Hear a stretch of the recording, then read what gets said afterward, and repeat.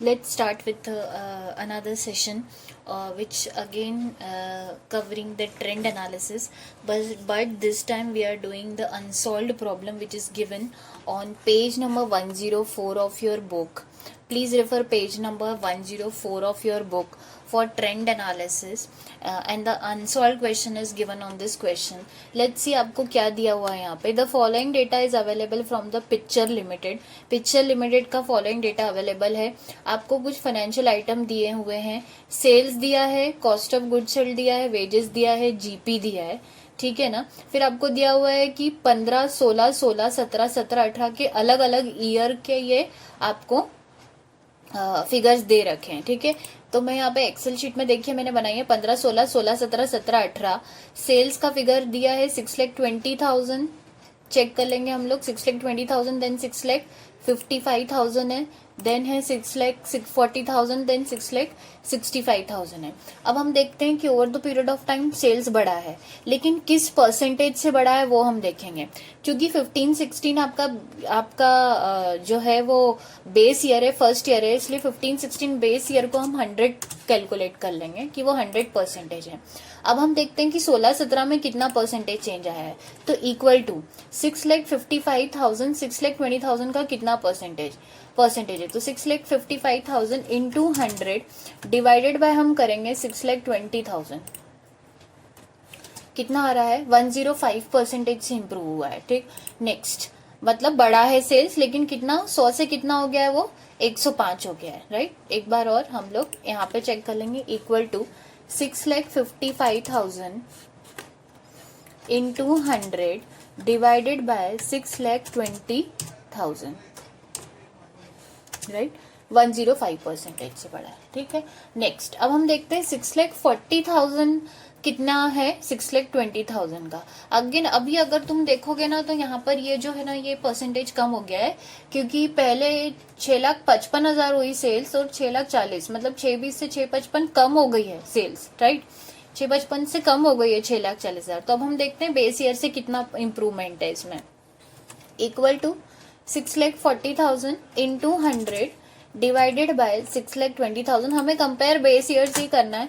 तो 103. देखो परसेंटेज कम हुआ है. सेकेंड ईयर में ज्यादा सेल्स बढ़ी थी, थर्ड ईयर में सेल्स का रेट कम हो गया इनफैक्ट. नेक्स्ट हम देखते हैं फोर्थ ईयर में क्या हुआ है. देखते हैं. बड़ी है सेल्स 6,65,000. अगेन बेस ईयर से कंपेयर करेंगे. Equal to 6,65,000 into 100 divided by हम करेंगे बेस ईयर की सेल्स दैट इज 6,20,000. तो 107% आ रहा है. ठीक है. सेल्स बढ़ रही है. 100 से 105, 103, 107 हुई है, लेकिन बहुत ज्यादा इम्प्रूवमेंट नहीं है. सिर्फ 2, 4, 5, 6, 7% कम में ही सेल्स का जो है वो इम्प्रूवमेंट है, which is not that great. अब हम देखते हैं कॉस्ट ऑफ गुड्स सोल्ड का फिगर देख लेते हैं एक बार. कॉस्ट ऑफ गुड्स सोल्ड देखिए 2,15,000, 2,15,000, 2,30,000 और 2,40,000 हुआ है. चेक कर लेते हैं. 2,15,000, 2,15,000, 2,30,000 और 2,40,000. बेस ईयर इसलिए उसको 100 रखना पड़ेगा. नेक्स्ट हम देखते हैं 2,15,000. Again 100 same. There is no improvement, no decrease और इनफैक्ट द इंक्रीज. बट 17-18 में देखिए इंक्रीज हुआ है स्टॉक. तो देखते हैं हम 2,30,000, 2,15,000 का कितना परसेंटेज है. तो 2,30,000 इंटू 100 डिवाइडेड बाय 2,15,000 अगर हम करेंगे तो कितना आ रहा है? 106. ठीक. तो 100 से 106 हुआ है स्टॉक. नेक्स्ट हम देखते हैं 18-19 का. अगेन बेस ईयर से कंपेयर करेंगे. Equal to 2,40,000 into 100 base year से करेंगे तो डिवाइडेड बाय बेस ईयर का कॉस्ट ऑफ गुड्स सोल्ड कितना आ रहा है? 111. ठीक है. Okay fine. नेक्स्ट हम वेजेस देखते हैं. वेजेस 15-16 का बेस है, इसलिए इसको 100 रखेंगे हम. यहाँ पर देखते हैं. देखिए वेजेस भी over the period of time बढ़ रही है, लेकिन लास्ट ईयर में कम हुई है. देखते हैं कितना रेट में इंक्रीज और डिक्रीज हुआ है वो देखते हैं. Equal to 5,58,000 into 100 divided by हम करेंगे 54,500. तो नेक्स्ट ईयर बढ़ी है वेजेस 106% हुई है. 100 से 106 हो गई है. थर्ड ईयर में भी बढ़ी है. देखते हैं कितना परसेंटेज इंप्रूवमेंट हुआ है. Equal to 59,500 into 100 divided by हम करेंगे 54,500. कितना? 109% चेंज आया है. नेक्स्ट हम देखते हैं लास्ट ईयर में, देखो सेल्स ये वेजेस कम हो गई आपकी, कितनी कम हुई है वो हम देखते हैं। Equal to 55,000 into 100 divided by हम देखेंगे 54,500, तो कितना आ रहा है 101% आ रहा है। फाइन, ठीक है, मतलब 100 से 101 over the period of time थोड़ी वेजेस बढ़ी सेकेंड ईयर थर्ड ईयर में और फोर्थ ईयर में कम हो गई है। जीपी का देखते हैं हम, जीपी चूंकि बेस ईयर 15-16 1,80,000 है, तो इसको हम 100 रखेंगे because this is base year. Next हम देखते हैं 1,90,000 कितना परसेंटेज है, 1,90,000 into 100 divided by base year का जीपी कितना है 1,80,000, दैट इज 105। कितना हो गया है 100 से 105 हो गया इससे नेक्स्ट ईयर में। थर्ड ईयर में कम हो गया है GP which is not a good sign, decrease हुआ है। देखते हैं 155 इंटू 100 डिवाइडेड बाय 86 हो गया है परसेंटेज, सीधे क्या हो गया है डिक्लाइन हो गया है which is again not a good sign. Next हम देखते हैं equal to this into 100 divided by base year का जीपी कितना है 1,80,000 है, 88%। अगर अब देखो जीपी तुम्हारा क्या हो रहा है कम हो रहा है, नाउ भी तुमने क्वेश्चन की इंफॉर्मेशन यूज कर लिया, एनालिसिस कर लिया है यहाँ पर एक्सेल शीट में। नाउ इसका इंटरप्रिटेशन कैसे करेंगे वो हम देखते हैं। नोटिस करो जरा, सेल्स का over the period of time percentage बढ़ रहा है, लेकिन सिर्फ 105, 103, 107 मतलब 2% से, बल्कि इनफैक्ट थर्ड ईयर में तो तुम्हारी सेल्स जो है वो कम हो गई है which is not a good sign.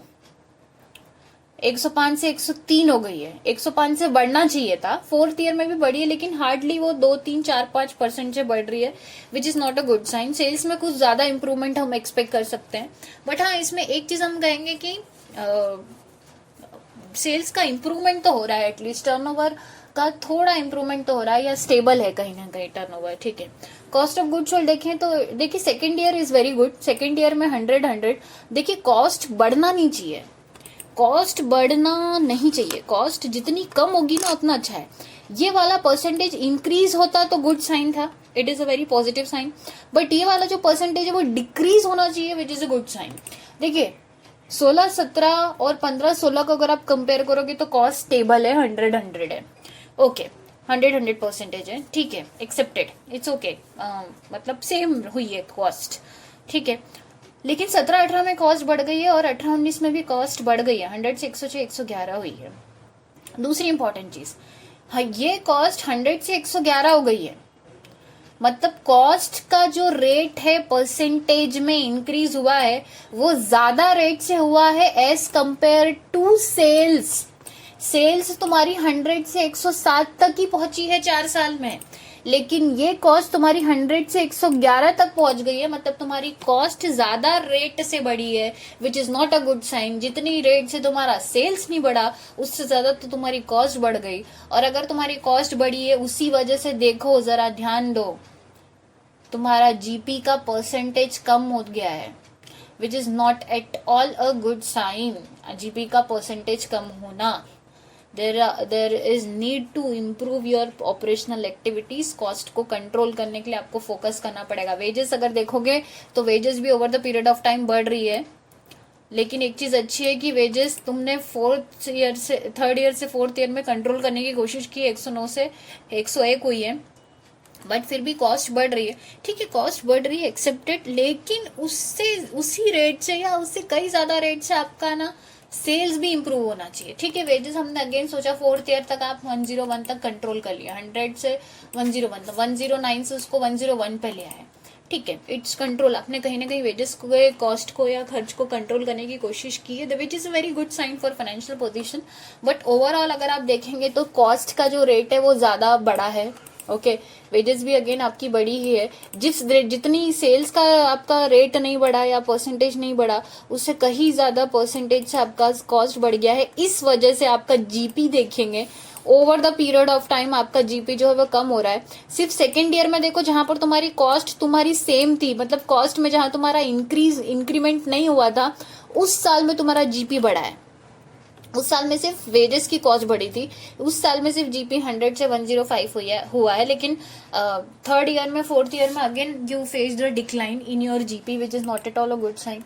तो वी नीड टू इम्प्रूव। आप यहाँ पर इस फाइनेंशियल पोजीशन को एनालाइज करके आप जो सजेशन देंगे कंपनी को वो ये रहेंगे कि we need to improve the sales turnover, और ज़्यादा रेट से हमें इम्प्रूव करने की कोशिश करनी चाहिए।